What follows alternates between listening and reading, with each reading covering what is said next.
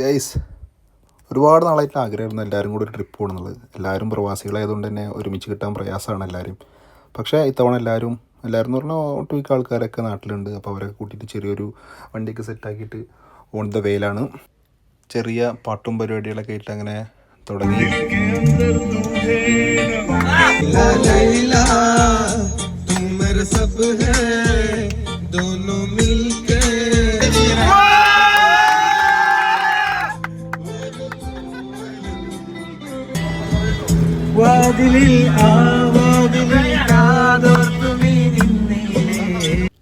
അങ്ങനെ പാട്ട് പാടിയവരും പാട്ട് കേട്ടവരൊക്കെ ക്ഷീണിച്ച സ്ഥിതിക്ക് ചായ കുടിച്ചിട്ട് ബാക്കി മതിയെന്ന് ഞങ്ങൾ തീരുമാനിച്ചു.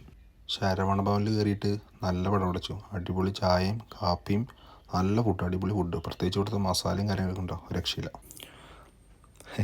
അമ്പൂറിൻ്റെ ആക്ഷൻ നോക്ക്, അമ്പൂർ വീഡിയോ എടുക്കാന്നുണ്ടപ്പോൾ കളിയാക്കാൻ വേണ്ടിയിട്ട്.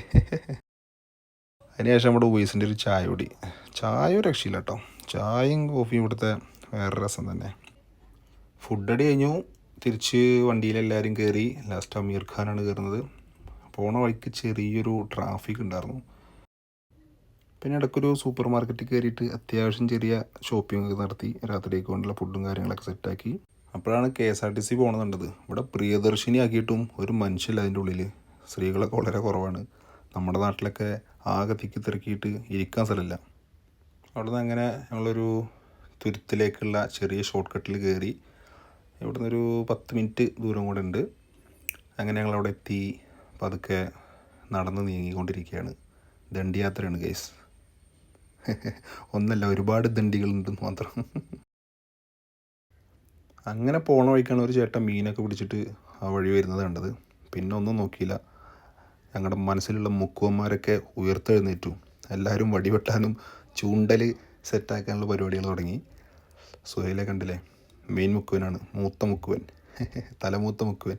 എന്താ ഷിഫിൽ അവിടുത്തെ ഒരു ചേട്ടൻ്റെ സഹായത്തിലൊരു വടിയൊക്കെ വാങ്ങി സെറ്റാക്കി അങ്ങനെ പോയിക്കൊണ്ടിരിക്കുകയാണ്. നമ്മളിവിടെ എത്തുമ്പോഴേക്കും അവർ പറഞ്ഞ പോലെ തന്നെ ഒരു വള്ളം തോണിയൊക്കെ സെറ്റാക്കി വെച്ചിട്ടുണ്ടായിരുന്നു.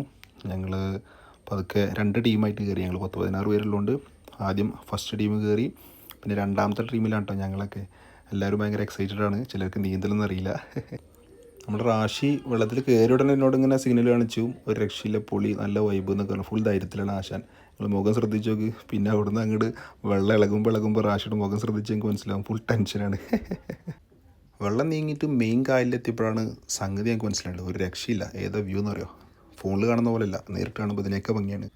അങ്ങനെ ഞങ്ങളവിടെ സ്പോട്ടിൽ ചെന്നിറങ്ങി. ബാക്കി വിശേഷങ്ങൾ അടുത്ത വീഡിയോയിൽ കാണാം. See U.